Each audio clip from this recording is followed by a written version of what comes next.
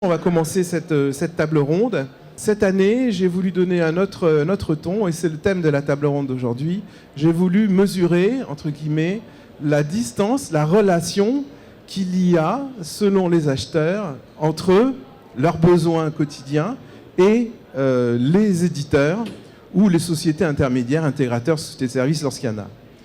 Et donc ça donne lieu à une série de sujets et de débats qui va là nous alimenter. Vous nous présentez rapidement qui vous êtes et peut-être vous faites la transition avec la personne qui est à côté de vous. Absolument. Voilà. Alors je suis Béatrice Lamourette et je suis cofondatrice de la société Axiscope. Nous sommes une solution de digitalisation des achats et de la qualité fournisseur, donc un éditeur assez récent puisque nous avons commencé à commercialiser en 2017. Mais aujourd'hui, on a plus d'une trentaine de références dans des comptes plutôt de type ETI, filiales de grands comptes. Et notamment, mon client qui a eu la gentillesse de venir participer à cette table ronde avec moi, Bertrand Loquet, que je vais laisser se présenter, qui est donc la société Sogetrel, qui est un de nos clients. Voilà. Alors, Monsieur Loquet, présentez-nous Sogetrel, parce que personnellement, avant, je ne la connaissais pas, même si j'étais peu ou prou, à titre personnel ou professionnel, peut-être mise entre les mains de vos collaborateurs. Exact. Bon, Bertrand Loquet, Sogetrel. Sogetrel, c'est une ETI, on est 4500 personnes, 3 métiers, les réseaux de télécommunications, la fibre. Aujourd'hui, l'installation de la fibre. Donc, un technicien qui vient chez vous installer la fibre, quel que soit l'opérateur, vous avez une chance sur deux qu'il soit Sogetrel, en fait.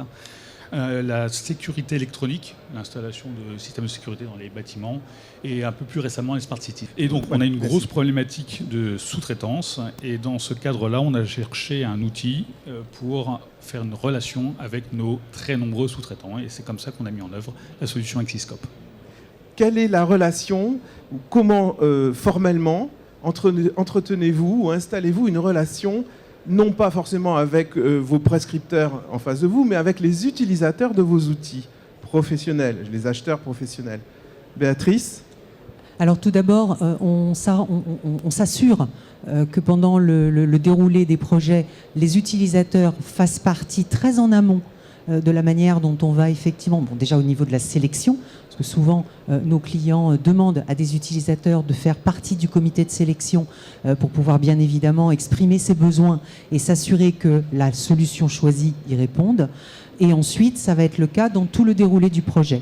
Donc on va effectivement travailler avec une équipe resserrée, mais qui va comprendre les utilisateurs qui vont au quotidien utiliser la solution pour qu'ils puissent effectivement avoir une part de voix, s'exprimer sur le type de besoin qu'il est nécessaire de mettre en œuvre au sein de la plateforme et qui vont de cette façon-là se former au travers du projet, pouvoir donner sa voix, exprimer ce qu'il a, la manière dont il travaille, ses méthodes de travail, pour qu'on puisse, nous, les intégrer au sein de la plateforme. Alors, Axiscope a une spécificité, c'est que nous sommes une solution, donc une solution SaaS, et une solution extrêmement paramétrable, très flexible. Donc à la fois, on combine en fait le meilleur des deux mondes entre la robustesse, puisqu'on est très présent dans l'industrie, on travaille dans l'automobile, on travaille dans l'électronique, on travaille dans les télécoms. Donc le côté robustesse était bien évidemment un prérequis pour pouvoir travailler avec ces industriels,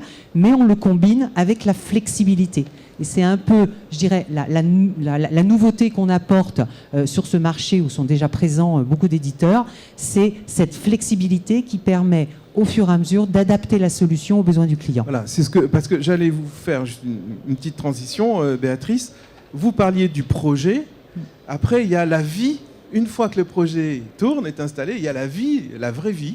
Absolument. Entre l'acheteur qui se retrouve avec un outil souvent nouveau pour lui et l'éditeur. Alors évidemment, il y a des intermédiaires qui sont là pour ça. Vous nous en direz deux mots, évidemment. Pierre également.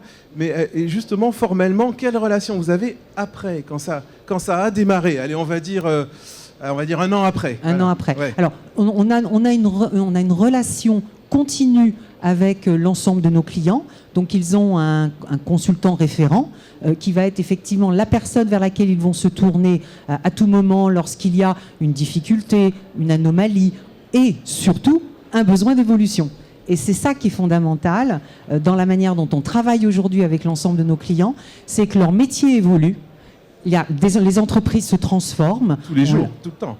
Tous les jours. À petits pas ou à grands pas. À grands pas, donc typiquement en plus avec effectivement le contexte actuel, c'est d'autant plus prégnant. Par exemple, on a un module audit. Bien évidemment, aujourd'hui, la manière dont on déroule un audit chez un ensemble de fournisseurs ne se déroule plus du tout de la même manière qu'il y a 2 ans. Il y a 2 ans, on se déplaçait. On allait chez le client, chez le fournisseur, pardon. On allait chez le fournisseur pour pouvoir effectivement auditer ce fournisseur et valider qu'il respecte bien l'ensemble des desiderata du cahier des charges de l'entreprise. On ne se déplace plus. Donc il y a un changement radical de comportement, de méthode, et ces méthodes, il faut que nous, on puisse effectivement les intégrer au sein de la plateforme à la demande du client. Et c'est un travail quasi quotidien où le client va d'une certaine façon piloter notre roadmap, donc notre feuille de route produit, excusez-moi pour cet anglicisme, va piloter notre feuille de route produit pour pouvoir s'adapter au fur et à mesure où ses besoins évoluent. Et ça, c'est très important. Alors Bertrand Loquet, même question, si je puis dire, par rapport à cette mise en relation entre l'éditeur et vos utilisateurs, vos acheteurs-utilisateurs. Comment ça se passe chez Sogetrel et quels sont les enjeux? Comment vous y répondez? Toutes les semaines, il y a un suivi avec l'éditeur sur le build. Oui. Et sur le run, on essaie de mettre les métiers les plus proches possibles. Donc il y a bien sûr les acheteurs ou un référent acheteur. Et on met des administrations, des administratifs, des gens qui sont en contact des sous-traitants, qui font les contrats, qui génèrent et qui sont là pour au minimum écouter et si possible faire toutes les remarques pour dire non mais là ça marche pas ou on n'y croit pas.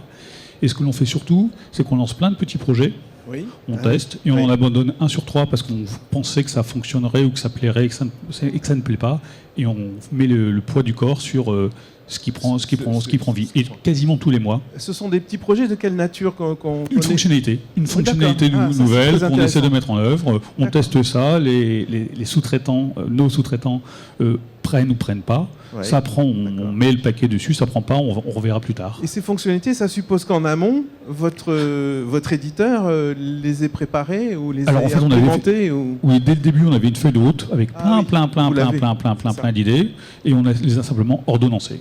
On va commencer par ça parce que pour nous, ça nous rapporte plus, ou par telle fonctionnalité parce que nos sous-traitants vont y voir un intérêt. Et puis, on essaie de descendre la feuille de route. L'objectif initial, on a du mal à le tenir, c'était de faire une nouveauté par mois pour justement entretenir la relation. On ne le fait pas, mais c'était l'idée originale. Avec une roadmap qui est orientée business, si je puis dire, forcément. Quoi. Oui, bien sûr, oui. Le but du jeu, c'est quel gain de productivité pour nous, quel gain de productivité pour nos sous-traitants. Pour les sous-traitants. Chez Sogetrel, est-ce que vos utilisateurs ont une vision, vos clients, vos distributeurs ont une vision technique ou un avis technique des outils que vous leur proposez à l'utilisation? Oui, ils en ont toujours un, en particulier sur le look and feel, on va dire. Et il y a toujours de... Ah, ça, c'est pas technique pour moi, mais on va on est en ça. Alors, sur la partie technique, on a beau avoir plusieurs environnements, faire des tests, il y a toujours une petite crainte sur une mise à jour de l'éditeur qui aurait un effet de bord, et ça arrive. Et ça, c'est toujours ce qui remonte dès que ça arrive. Comment ils appellent la DSI? Ils appellent qui quand ça plante le matin là? Il y a un truc. Non, ça plante pas. Rien. Ça plante pas, mais ça fonctionnait hier, ça marche plus comme je le pensais parce que je sais quelque chose a évolué. Il y a un référent qui est l'administrateur et qui va prendre en charge, essayer de le qualifier. Soit il répond à la question, soit il se retourne vers l'éditeur. D'accord, voilà, c'est ça. Et il vous appelle en direct. Vous le connaissez, Béatrice, le référent en question? Oui, bien sûr. Je veux dire, vous le connaissez personnellement? Oui, absolument. Comme je le disais, il y a un consultant, donc le référent chez Sogetrel va avoir effectivement un référent chez Assyscope qui sera son contact premier, avec des niveaux d'escalade derrière en fonction effectivement de l'anomalie ou du problème rencontré. C'est vrai que les montées de version peuvent parfois envoyer un petit peu de perturbation. Un petit peu de perturbation, voilà, exactement. Et par rapport à ça, on va avoir un lien direct avec Sogetrel pour pouvoir effectivement identifier d'où vient le problème et à partir de là, pouvoir le corriger. Même si on teste, on met en place chez le client plusieurs plateformes, des plateformes de test, bien sûr. Et la plateforme de production, on va certainement pas démarrer par la plateforme de production, on va démarrer par la plateforme de test. Mais malgré tout, l'informatique n'étant pas une science exacte, il se peut qu'il puisse y avoir de légers effets de bord. Et là, on va effectivement les notifier, les vérifier et ensuite passer en production. Et si une remontée d'anomalie nous est faite, on va bien évidemment la traiter le plus rapidement possible. Alors, oui, pour pouvoir la corriger. Je vous attendais un petit peu là-dessus. Est-ce que vous avez des contrats dans lesquels sont spécifiés les temps de réaction? Oui, évidemment. Ça a été négocié dès l'origine. Est-ce qu'il y a des punitions comme sur l'antenne du 3e étage de la Tour Eiffel? Bien sûr, les prix, financièrement, oui, des rabais. Oui, pénalité financière. Alors, ça dépend de l'anomalie. Si c'est effectivement une anomalie bloquante, c'est-à-dire que la personne qui est en train d'utiliser la solution ne peut rien faire, là, c'est même pas l'heure. Hein. C'est immédiat. La personne nous appelle. En général, on n'utilise même pas le mail, on utilise le téléphone. Le client nous appelle, et c'est tout à fait logique, hein, c'est tout à fait normal. Il nous appelle en disant, bon, là, il y a un blocage, il faut que vous interveniez vraiment le plus rapidement possible. En revanche, si l'anomalie est moins bloquante que ça peut être, par exemple, peut-être parce que à un moment donné, le bouton en haut à droite est légèrement différent. Là, dans ces cas-là, il va nous prévenir le plus vite possible par email, par exemple, et on va prendre plus de temps pour pouvoir résoudre le problème. Donc il y a différents niveaux d'anomalies qui sont contractuels, qui sont déterminés avec des temps de réponse très précis.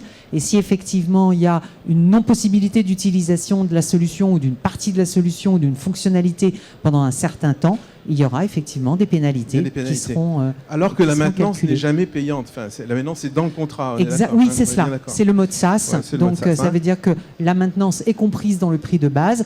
En revanche, contractuellement, il y a des pénalités dès qu'effectivement la solution n'est pas accessible pendant des temps et tout est déterminé, tout est contractualisé en bonne et due forme, ce qui est normal pour une solution industrielle.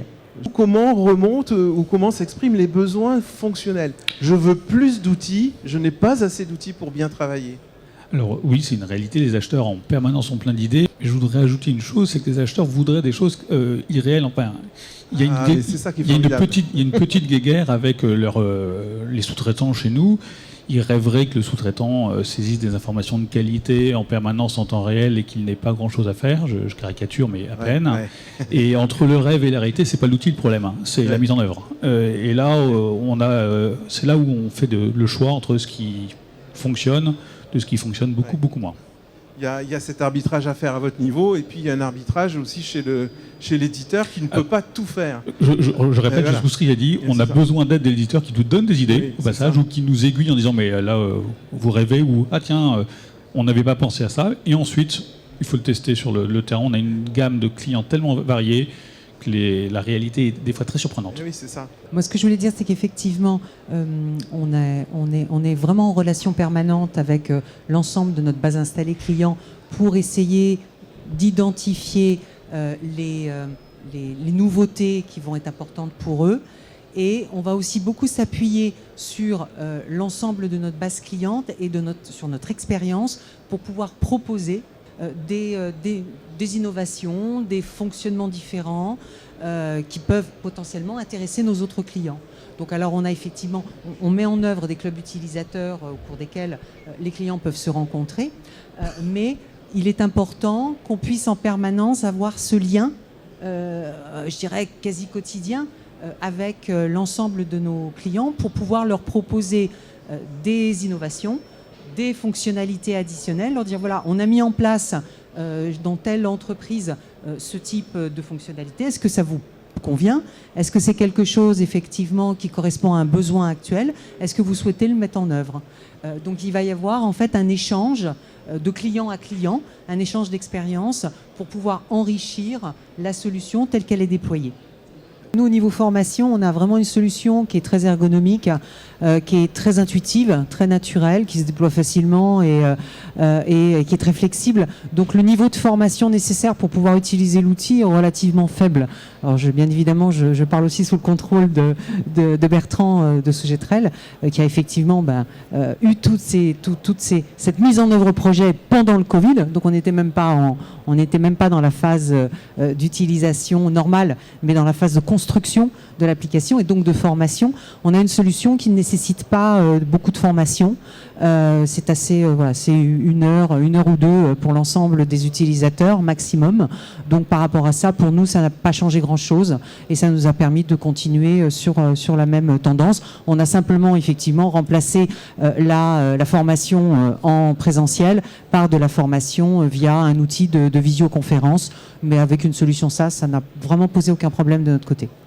Qu'est-ce que ça vous apprend? Est-ce que vous retrouvez quelques-unes peut-être pas des revendications, mais au moins l'état d'esprit de certains, soit de vos distributeurs, soit d'autres utilisateurs intermédiaires de chez Sogetrel là-dessus? Ah oui, tout à fait, en particulier sur la formation, parce que dans le contexte Sogetrel, il n'y a pas vraiment de formation, ça doit être instinctif immédiatement. Le vrai effort, c'est plus du change, parce que ça veut dire souvent harmonisation des pratiques, qui n'a rien à voir avec l'outil en fait. Oui. L'outil ne doit pas être le sujet. Ça l'est un petit peu, mais moins ça l'est, mieux on se porte. Mais oui, effectivement, et le Covid nous a bien montré qu'en fait, on n'a pas besoin. Ouais, je veux dire, on l'a fait sans. Tout à fait. Pour conclure, moi je pense que l'éditeur est au service de l'utilisateur et pas l'inverse.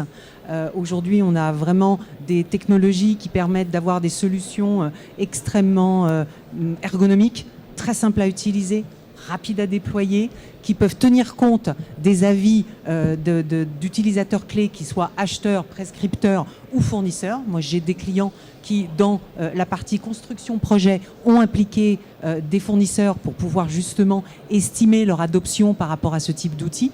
Et on doit, en tant qu'éditeur, avoir pour principe de rendre la solution la plus flexible, la plus adaptable possible, tout en restant dans le standard, parce qu'aujourd'hui, nos clients ne veulent surtout pas de spécifique. Ils veulent effectivement une solution standard, mais qui peut répondre à leurs besoins, et leurs besoins évoluent au quotidien. Et ils ne veulent pas standardiser leur façon de travailler. Et ils ne veulent pas standardiser, d'autant plus pour des groupes internationaux, avec des cultures différentes, des langues différentes, et des méthodes souvent très différentes entre les 5 continents. Voilà donc tout le sel de ce métier, de vos métiers, mesdames et messieurs. Je crois qu'on va les applaudir, on va les remercier. Bravo, merci à vous.